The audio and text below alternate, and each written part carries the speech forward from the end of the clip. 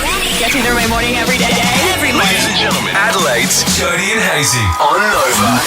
I genuinely feel like, Joe, it's that it is an Aussie right. It's a staple. It's something that we're entitled to, and that is to fake a sickie to suit us when we need. It costs the economy millions and millions of dollars. Yeah, okay, Mrs. Prime Minister. Sorry.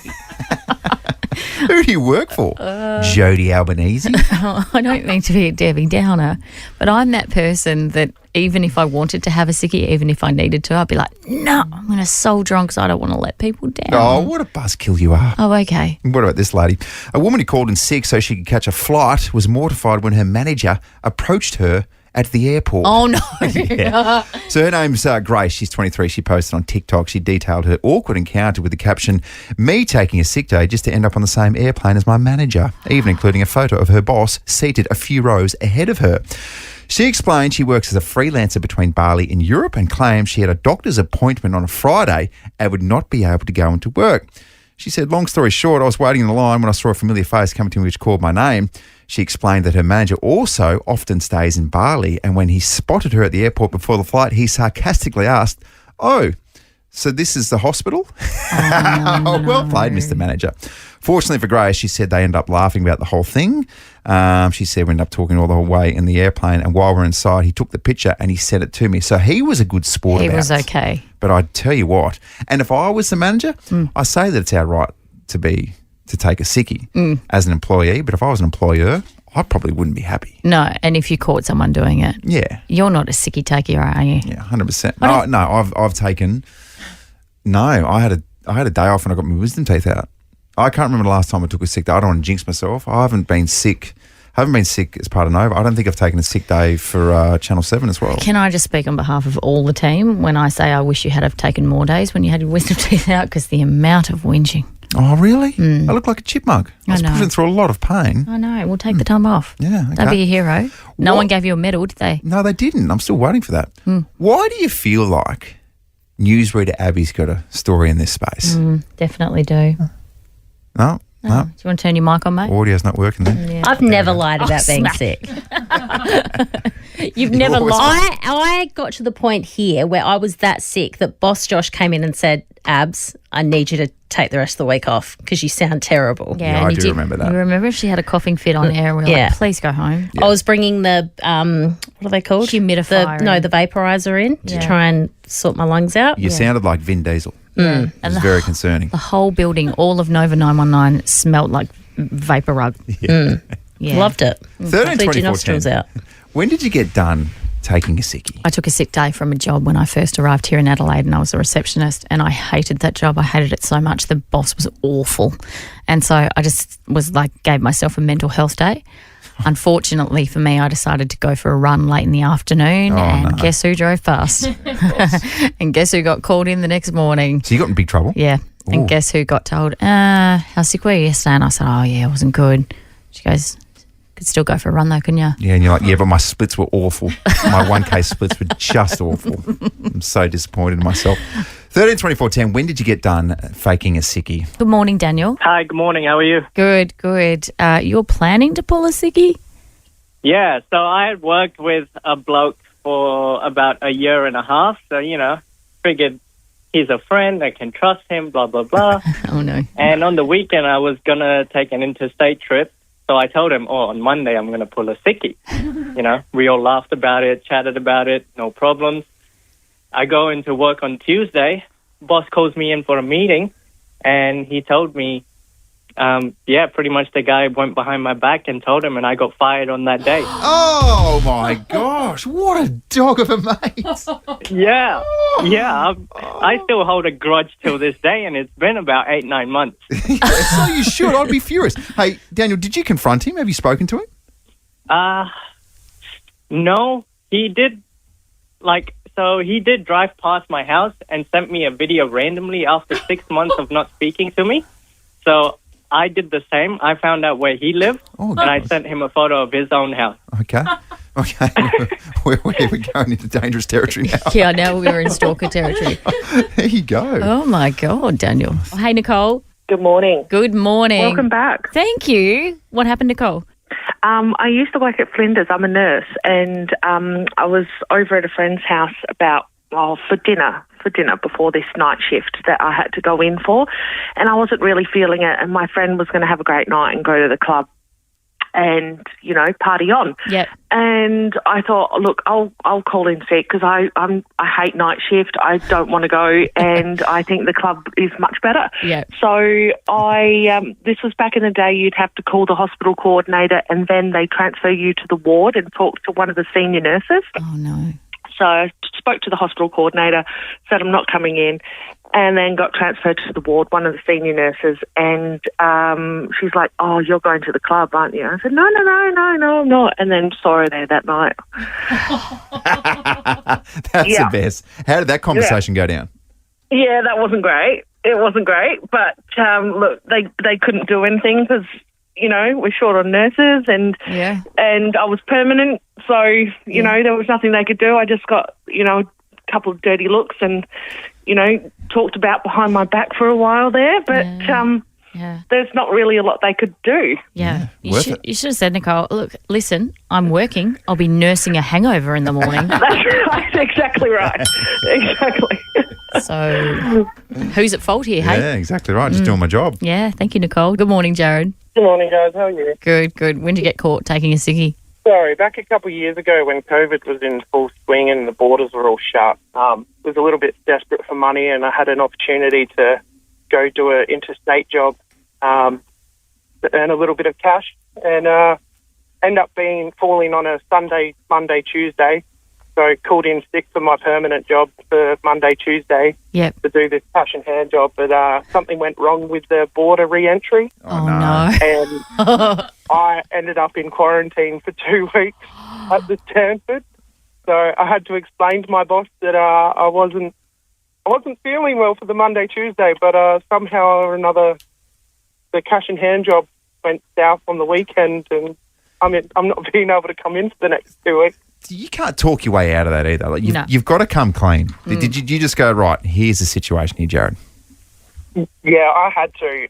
My boss was really good at the time. He was like, look, don't tell anyone else at work. We're going to put you on annual leave, but technically you should be on sick leave. But, just keep it under wraps and don't tell anyone else in the company, and we'll be able to sort it out. So it came out really good, and about $700 better off, and 2 weeks rest at the Stanford doing pretty much nothing.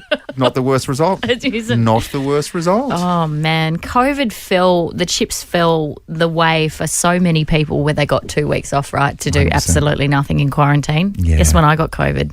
5 days before Christmas. Oh, there you go. That's nice, isn't it? So you got isolated from your family just before Christmas. Mm-hmm. Yeah, wow. Yeah. That was a different Christmas, wasn't it? Good, thanks. Yeah. They were pleased about it. Let's go to Hannah from Happy Valley. What happened, Hannah? Hi guys, how are you? Good. It's not me, it's my husband. He had started a new job around COVID time. He was on the probation. He had a soccer game and he really wants to go, so it was quite important. Didn't want to miss it. Called in sick, was all good, played at one, thought he had the best time. Walked in the next day. His team, because they'd made nationals or something, I'm not very good at soccer to be honest, made the front page of the newspaper. Yes. And they were all standing around the break room with his big smiling face holding a soccer ball on the front page. There you go. He's not getting away with got it. sacked. Oh, he got sacked because of it. Oh, no. Yes, he was on probation. It's a very strict workplace, and he got sent home before he even started his shift. Oh, my God. Okay, what sort of a workplace can't see the funny side in that? Thank you very much. Yes, well, an airline during COVID, maybe. Oh, okay. Yeah. Kind of makes sense. Yep. Okay. So if we asked your husband right now, Hannah, was it worth it? Yeah. Like choosing the glory of winning for that soccer game versus losing your job? Do you think you'd change anything? No, I don't think it would change anything. I just think maybe who he had to come home to, me, a very angry wife with a newborn, was probably making it. Oh, God. But the win, I think the win was worth it. He still proudly has the trophy on his desk. So Yeah. Right. You just get the feeling, Hannah, as well, that post-celebrations, your husband wasn't entitled to a Mad Monday despite his heroics. no, he was in the doghouse for a while, to be honest. Can you tell me that he found a new job? Yes, he did actually with the next company over. So he still sees all his mates from work and everyone still laughs about it. He's just not with them anymore. Yeah. Oh, there you go. So That's the happy okay. ending. That's good. Sometimes the universe takes care of you Yeah, and gives you a 100%. soccer trophy. That's nice.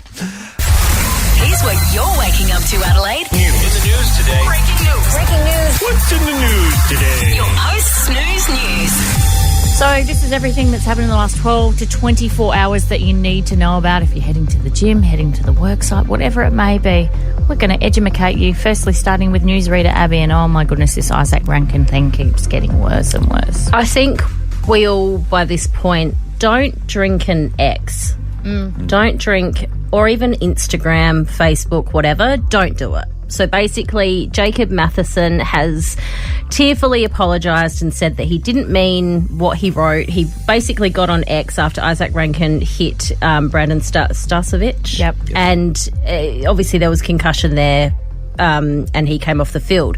So Jacob is a Lions supporter. He took to X. He said he was drinking, he was intoxicated, he was really angry, and he's put the abuse of Rankin up on X. Now, since then, he's deleted all of his social media accounts, but everyone knows who he is because he's gone to the media and he's spoken of his side of things. The Lions have also ripped up his membership. But if you're having a few drinks and that's the first thing that comes to your head to post, we still have so much work to do as a society. That's the frustrating part. But this kid, he's, an aspiring sports journalist. Well, who's going to touch you now? No one. No one. You've just stuffed your work prospects up. And this is the thing that we say to young kids all the time. What you put on the internet will be there in perpetuity. So when you go to get a job, first thing people are going to do is look at your social media. Was it a friend of yours that used to say to his kids, whatever you post on social media, when Scott Morrison was the Prime Minister, Scott Morrison will see that? No. And so his kid, there was someone who, can't remember which conversation I was having, but there was someone who he's told his kids that anything you put on social media, the Prime Minister sees. And so they were, when they first got their phones, were pretty much scared to use them because they went, but the Prime Minister can see everything that we're doing. Yeah, that's funny, isn't it? This guy yesterday did the rounds with all the media as well, and it was a bit bizarre. Like he didn't get dressed. He was laying in his bed half the time. He had his bookshelf behind him, and then he was walking around. And producer Emma and I was saying it was like when you give your toddler your phone for to speak to grandma on FaceTime, and it's just like shots at the ceiling and blah, blah, blah. But I don't know. He made no effort just to fully redeem himself by sitting there in front of the camera, wearing a shirt, just going, this is completely out of character, I'm so sorry. This is a warning to everyone not to do it.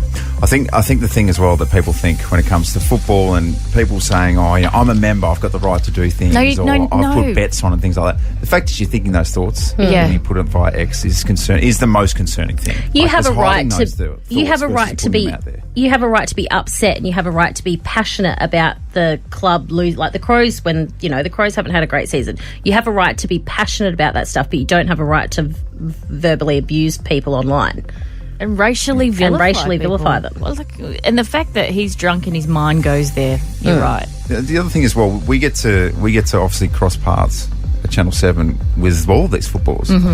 For the people, and probably some Crow supporters who are lucky enough to meet Isaac Rankin, you'll quickly realise he's a beautiful young man. So they're not these invincible, I don't see or I don't care about or I'm made of steel type players that people think Absolutely they are. not. They think that AFL players are immune to anything that happens to them. You speak to Isaac Rankin, you realise he's just like you. Yeah. In terms of he's a vulnerable, beautiful young man. The only difference is he's much better at football than you. Yes. And this is their job. They're going to work and they're doing a job. So it's like us. We come to work, we do a job. It's like this kid who, goes to work, does a job. If he got racially vilified at his job, it'd be horrible. Different. Like if you're at a workplace, imagine saying that to someone else at your workplace. Yet it's okay to say it to a professional footballer in this country. It's absolutely ridiculous. It's an absolute disgrace, actually. Alex de Minaur, well done. Through to the quarterfinals of Wimbledon, beat Frenchman Arthur Fields. Say it quickly. Say it quickly and confidently. Arthur Fields. And just on that, do you remember the best one that I've ever heard? What? Was a newsreader Abby called James Borlace, James Balassi.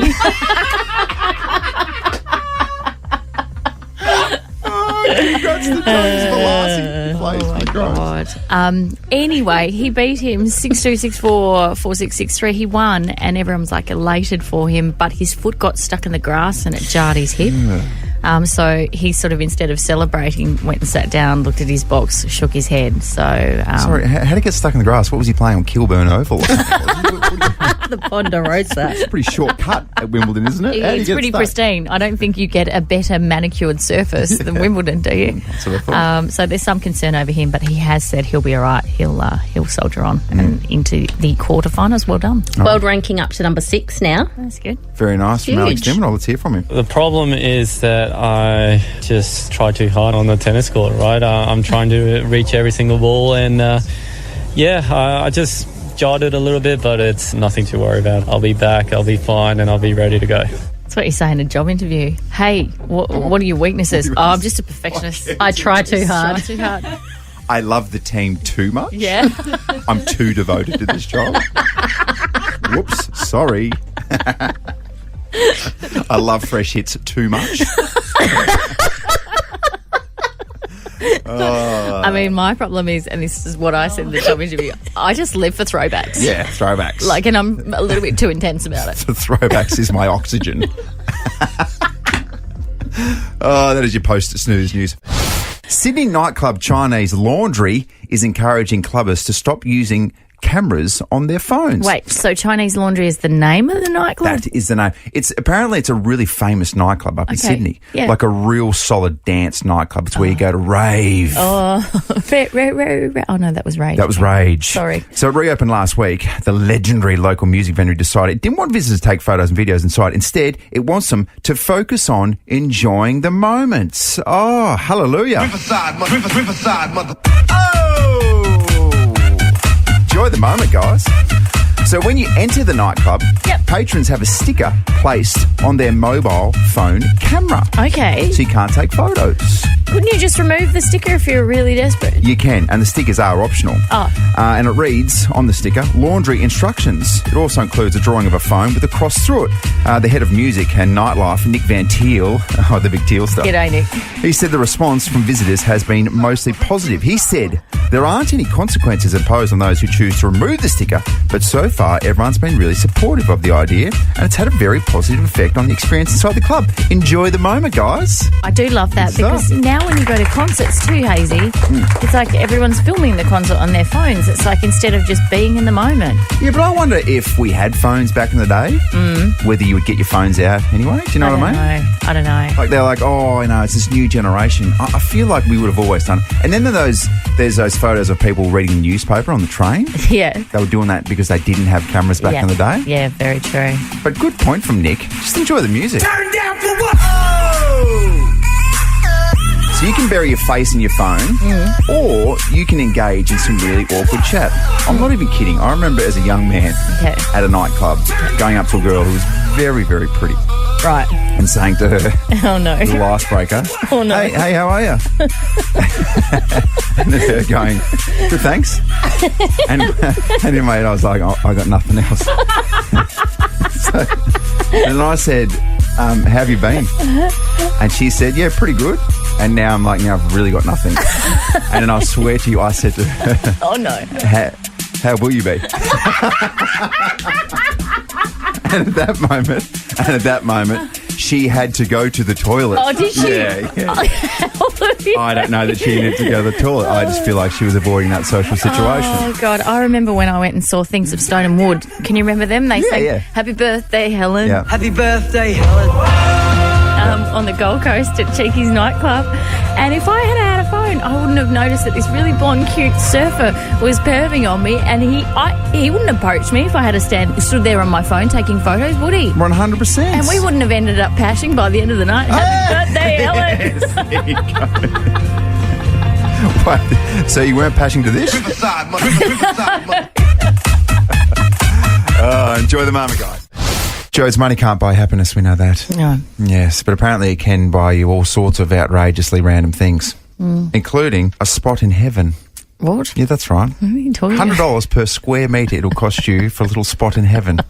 And this is dead set. Here's the headline. Christian church goes viral for saying plots of land in heaven.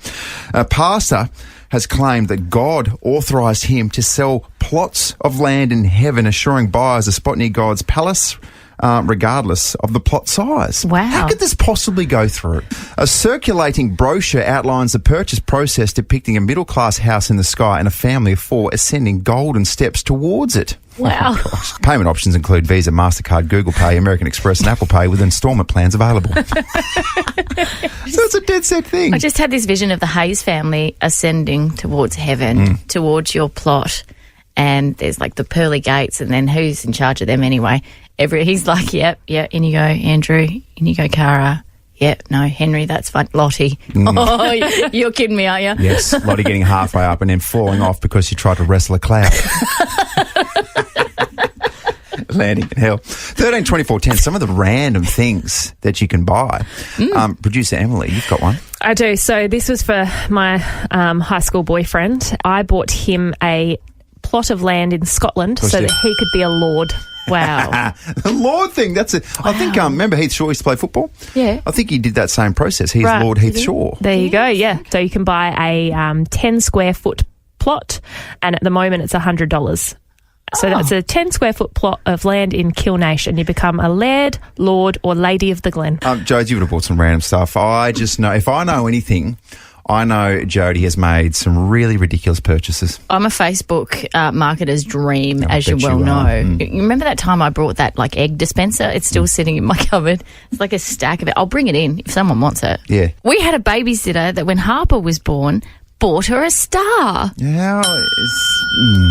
So you purchase a star and it's property of you now. Purchase a star, and then she's got a poster on her wall of the star that's named after Harper Oddie, and it's got all the directions and it pinpoints where it is. It's beautiful. What a gorgeous thought. So don't stars, can't they explode at any second? Yeah. And disappear? I think, not to get all sciencey because I'm probably wrong, but I think the stars that we actually see probably don't actually exist anymore. Oh. So really, the star that she's bought for Harper isn't even there anymore. Okay, well, don't tell her that. that's She might not- cry. Don't tell half that. Don't tell that. That's not kind, because her grandfather, who died a couple of years ago, we always point to the stars and say that. here we go. Thanks a lot, Emily. Wow. Thanks a lot, Emily. So, Sorry, guys. Wow. Are you saying Poppy Jeff doesn't exist in the sky? Nah. Is that I'm what not you're saying anything. I'm saying science says that might be the case. Right.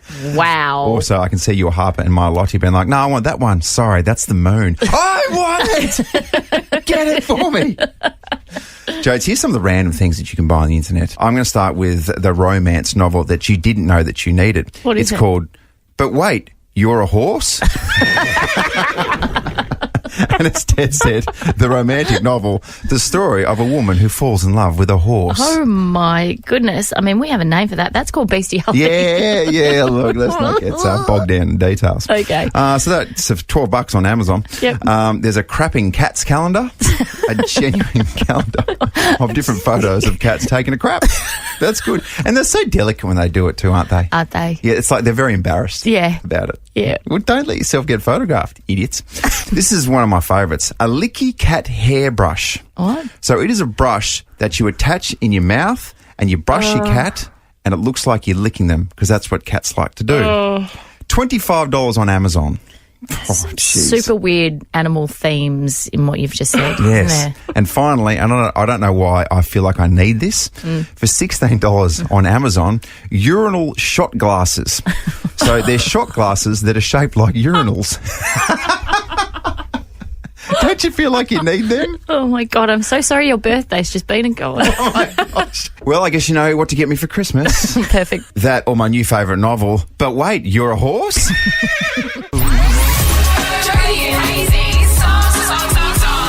peel back the curtain, Jodes. What did you just say before? I don't know if I can say it on air. I just said to you, okay, can you do me a favour? If you do win, just don't be a bleep wit, right? Yeah. And what did you say?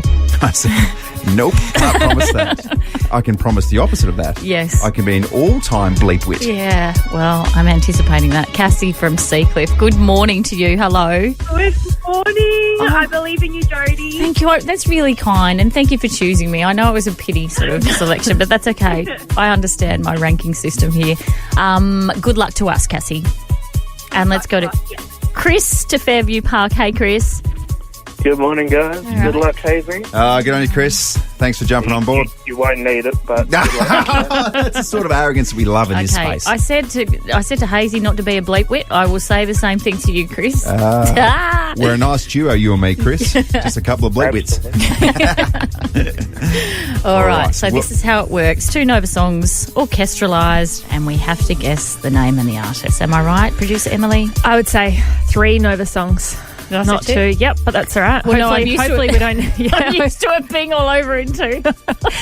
So just the score update, it is Hazy on 15, Jody on 7. So Yeah, right.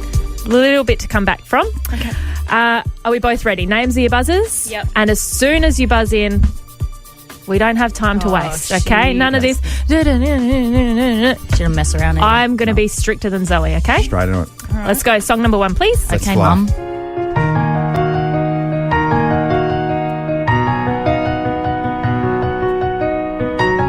I know what it is. Shut up. Names are your Damn buzzers. it, I know the artist. Damn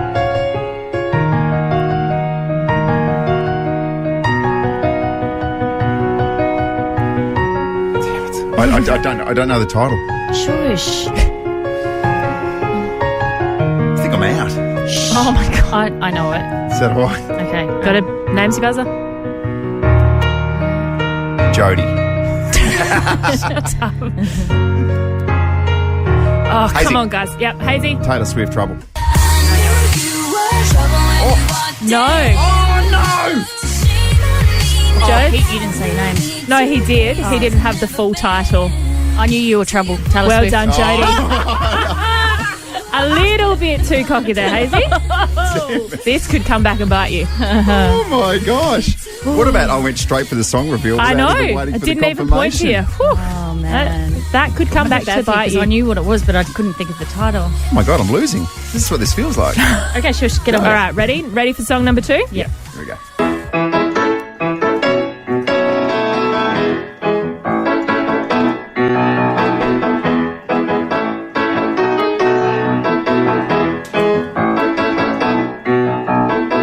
Jeez. Come on, guys. Both Abby and Hazy. George are not. Hazy? One Direction, You Don't Know You're Beautiful. No. Okay, Jody? Jody, One Direction. It's just beautiful, isn't it? No. Well, Hazy goes again, doesn't he? You don't. Oh, no, you don't. okay, No, we you go don't back. go again. Yes, we do. No, you don't. Hazy, You Don't Know You're Beautiful, One Direction? No. All right. What makes you beautiful?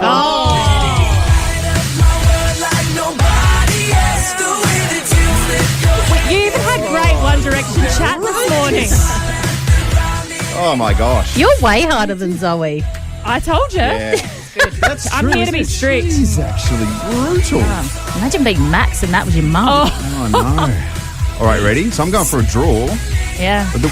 Jody, you can't lose here. Stop. Oh, okay. Oh, my God, she can't lose. She can't, but also She can win outright. she can. Yeah. You can't win at all. You can draw. I can draw. All right, song number 3, please. Here we go.